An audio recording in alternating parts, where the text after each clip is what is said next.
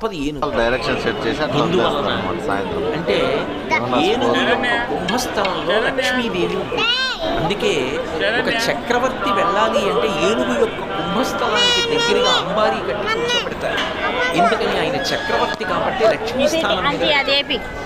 ఒక మహావిద్వాంసుడు ఉన్నాడు అనుకోండి, అంతటి మహావిద్వాంసుడు అంటే ఆయన్ని గౌరవించాలి అంటే ఏనుగు మీద కూర్చోపెట్టి పురవీధులలో ఊరిదిగింపు చేస్తారు. ధ్వజారోహణం చేశారండి ఆయనకి అంటారంటే ఏనుగు ఎక్కించారండి ఆయనకి అంటారు. ఏనుగు ఒక్కటే అంత ఉత్కృష్ట ప్రాణి. లక్ష్మీ స్థానం కుంభస్థలంలో ఉంటుంది. 5 చోట్లే ఉంటుంది లక్ష్మీదేవి. 1 ఏనుగు కుంభస్థలం, 2 ఆవు యొక్క వెనక తట్టు, 3 తామర పువ్వు, 4 మారేడు దళం యొక్క వెనుక భాగం అంటే ఈనెలు ఉంటాయే ఆ ఈనెలు ఉన్నటువంటి ప్రాంతం, 5వది పెళ్ళైనటువంటి ఆడది అంటే సువాసిని